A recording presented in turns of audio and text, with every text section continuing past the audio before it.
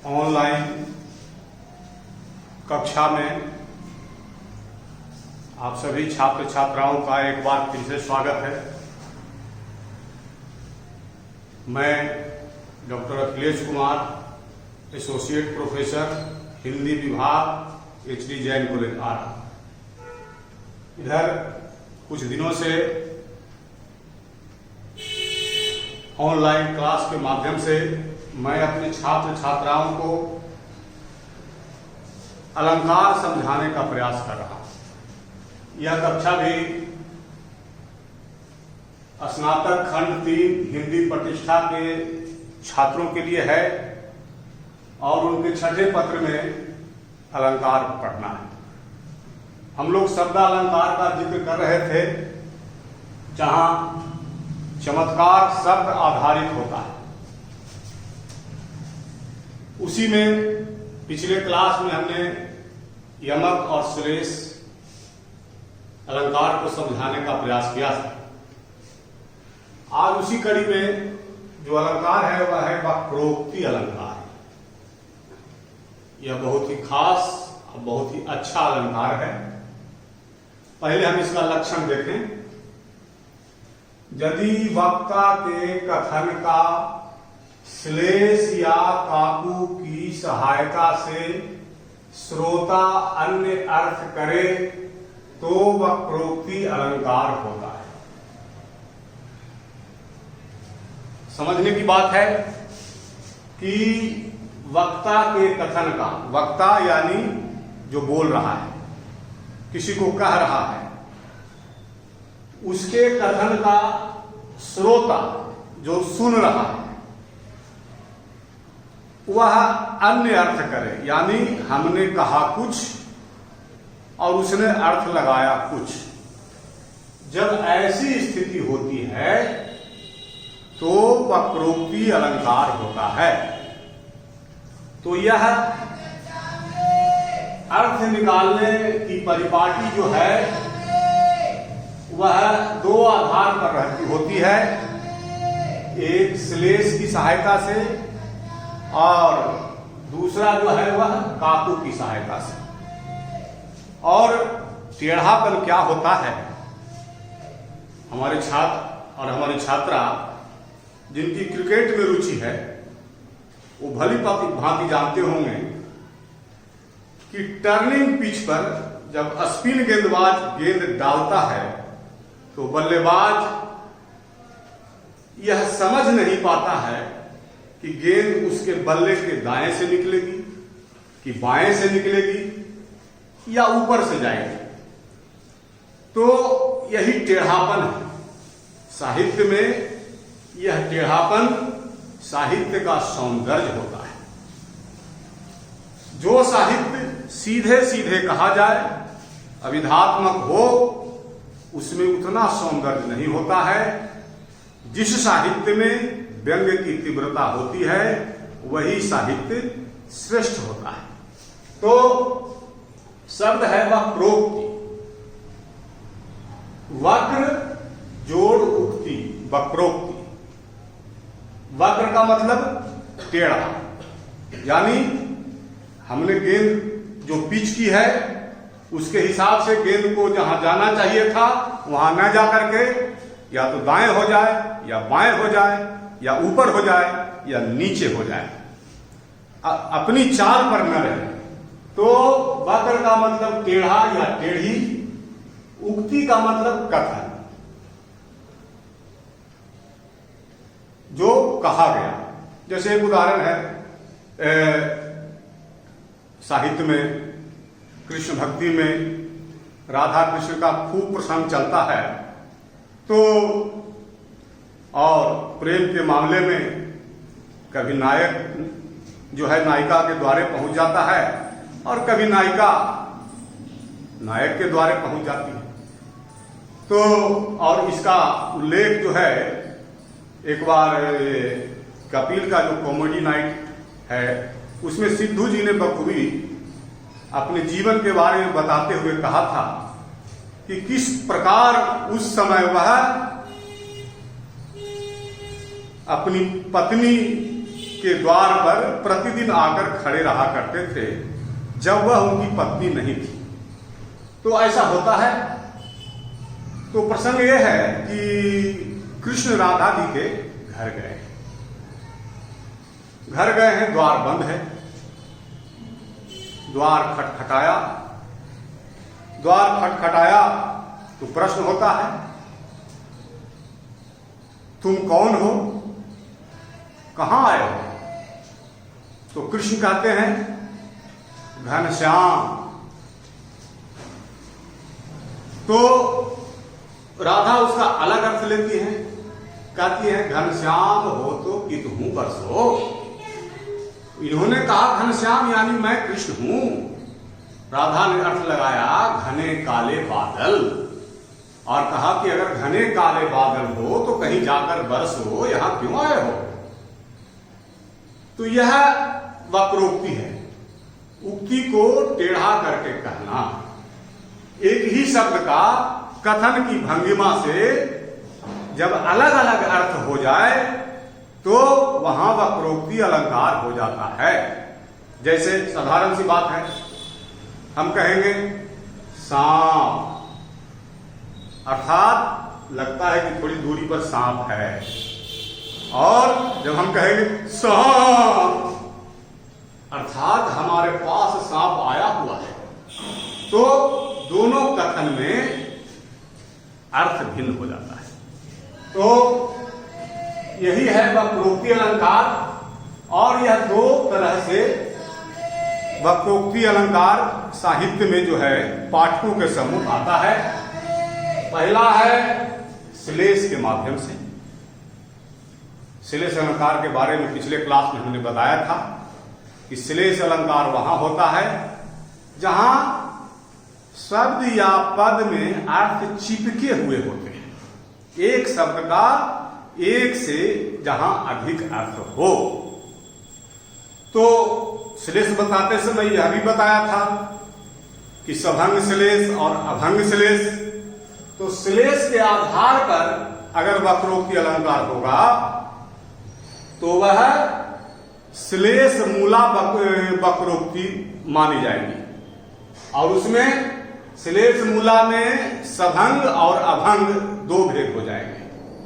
और काकू यानी कथन की भंगिमा, हमने कहा कुछ, सुनने वाला अर्थ लगाया कुछ, ऐसा जब होगा तो उसको काकू वक्रोक्ति कहते हैं। अब हम इसको उदाहरण से समझने का प्रयास करें। आपके सामने है काकू वक्रोक्ति का उदाहरण।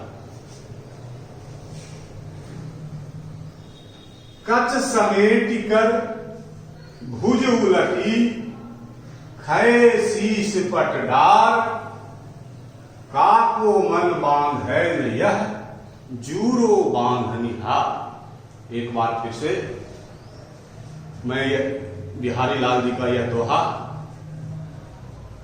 अपने छात्रों के लिए लेकर के आया हूं। पहले इसका अर्थ देखा जाए, जो साधारण अर्थ होता है, कच समेट कर, हाथ से बालों को समेट कर, भुज उलटी, भुजाओं के सहारे पीछे उलटकर, भुज उलटी, खय शीश पट धार, और शीश यानी सर, सर पर के वस्त्र को कंधे पर करके, सर के वस्त्र को नारियां जब कंधे पर करती हैं तो उनके कुछ अंग जो हैं खुलते हैं, उसमें स्पष्टता आती है। तो आपको यह जान लेना बहुत जरूरी है कि साहित्यकार चित्रकार भी होता है और फोटोग्राफर भी होता है। जितना बड़ा चित्रकार होगा और जितना बड़ा फोटोग्राफर होगा उतना ही सफल वह साहित्यकार होगा। आपने महादेवी वर्मा का गौरा रेखा चित्र पढ़ा होगा, जिसमें शब्द की रेखाओं के माध्यम से महादेवी ने गौरा का चित्र ही खींच दिया है। यहां भी बिहारी लाल एक सद्य स्नाता नायिका है जो स्नानोपरांत जूड़ा बांधने की क्रिया कर रही है। उसी का वर्णन है कि कच समेट कर, हाथ से बालों को समेट कर, भुज उलटी, भुजाओं के सहारे उसे पूछ पीछे उलट कर, खड़े शीश पट डाल, सर पर के वस्त्र को कंधे पर डालकर, काको मन बांध है न यह,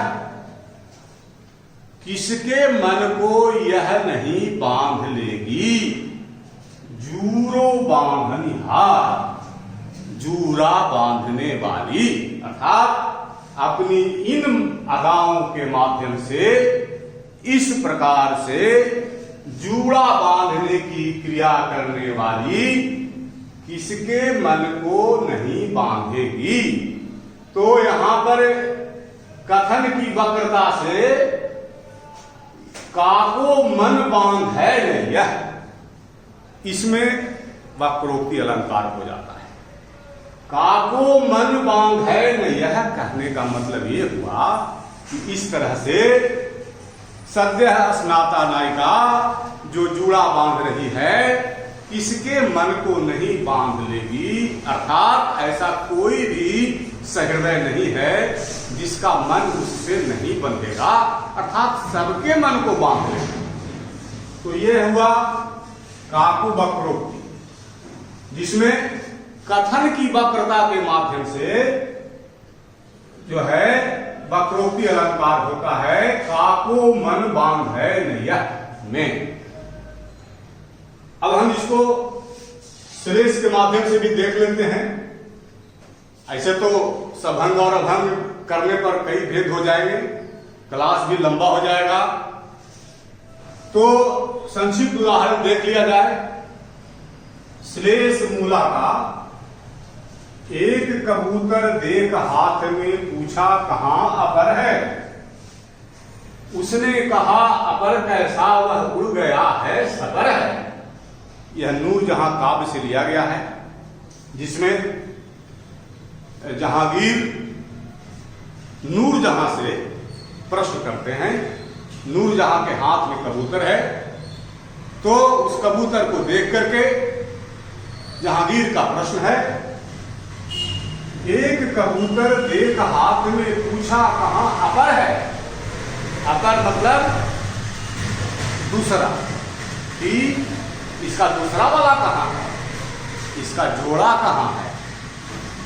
तो नूर जहां का जवाब है, उसने कहा अपर कैसा, वह उड़ गया है सबर है। नूर जहां ने उस अपर शब्द का अर्थ लगाया जिसका पर नहीं है, जिसका पंख नहीं है, बिना पंख वाला। तो नूर जहां ने उस कबूतर को उड़ा दिया और कहती है कि अपर कैसा, इसके तो पंख हैं, उड़ गया। तो एक कबूतर देख हाथ में पूछा कहां अपर है, उसने कहा अपर कैसा, वह उड़ गया है सपर है। अर्थात जहांगीर ने कहा कि दूसरा कबूतर कहां है, और नूर जहां ने अर्थ लगाया कि मेरे हाथ में जो कबूतर है वह बिना पंख का नहीं है, देख लीजिए इसको मैं उड़ा दे रही हूं, और उड़ा देती है। तो जिसके पंख नहीं होंगे वो कैसे उड़ेगा, कबूतर उड़ जाता है। तो यहां पर अपर शब्द जो है, इसी में अर्थ की भिन्नता हो जाती है। अपर शब्द के दो अर्थ हो जाते हैं, और भंग करने पर अर्थ निकलता है। अपर मतलब दूसरा हुआ, और एक अपर का मतलब बिना पंख वाला। तो इस तरह से यहां पर श्लेष मूला वक्रोक्ति अलंकार है। तो मोटे तौर पर वक्रोक्ति अलंकार, जो कि साहित्य का बड़ा ही सुंदर अलंकार है, इसे हमने समझाने का प्रयास किया कि यह वक्रोक्ति अलंकार दो आधारों पर होता है। श्लेष और काकू की सहायता से। काकू का भी उदाहरण हमने समझा दिया और श्लेष का भी उदाहरण समझा दिया। वक्रोक्ति अलंकार में उदाहरणों की कोई कमी है ही नहीं। मैं एक उदाहरण और समझा देता हूं मौखिक तौर पर। राम वनगमन का प्रसंग है। रामचंद्र जी कहते हैं, हंस गमनी तुम नहीं बन जोगू, अब तुम बहुत सुकुमारी हो, बन जाने लायक नहीं हो। तो सीता जी जवाब देती हैं, मैं सुकुमारी नाथ बन जोगू, तुम्हारी उचित तप मोकह भोगू। कहती हैं कि मैं सुकुमारी हूं और आप बन जाने योग्य हैं, आपको तपस्या उचित है और हमें भोग उचित है। तो यहां कहने में कथन तो सीधा लग रहा है, लेकिन यहां भी वचन वक्रता है। काकू के सहारे अर्थ बदल जाता है। कहती हैं सीता जी, मैं सुकुमारी, अगर मैं सुकुमारी हूं तो आप भी सुकुमार हैं, क्योंकि मैं राजकुमारी और आप भी राजकुमार। और ऐसी स्थिति में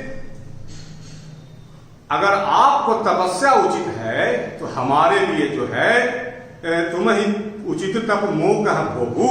तो अगर आपको तपस्या उचित है तो मेरे लिए भोग कैसे उचित हो सकता है। कहने का मतलब है कि अगर मैं सुकुमारी हूं तो आप भी सुकुमार हैं, और आप अगर तपस्या कर सकते हैं तो मैं भी तपस्या कर सकती हूं। तो यह भी काकू वक्रोक्ति का उदाहरण हो जाता है। तो इस तरह से हमें लगता है कि इस वक्रोक्ति अलंकार को समझने में हमारे छात्र छात्राओं को कोई असुविधा नहीं हुई होगी। और इसके साथ ही शब्दालंकार के जो 3 महत्वपूर्ण अलंकार थे वो पूरे हो गए। इसके बाद हम अर्थालंकार की ओर आएंगे। एक अलंकार सिलेबस में और भी पढ़ना है, जो सबसे सीधा वाला है अनुप्रास अलंकार, जिसमें स्वर व्यंजन समुदाय की आवृत्ति हो जाने से ही अलंकार हो जाता है। तो अगली कक्षा में मैं अर्थालंकार पर केंद्रित होऊंगा और अर्थालंकार के अंतर्गत सिलेबस में जो पढ़ना है मैं छात्रों के लिए लेकर के आऊंगा। आज की क्लास के लिए इतना ही। धन्यवाद।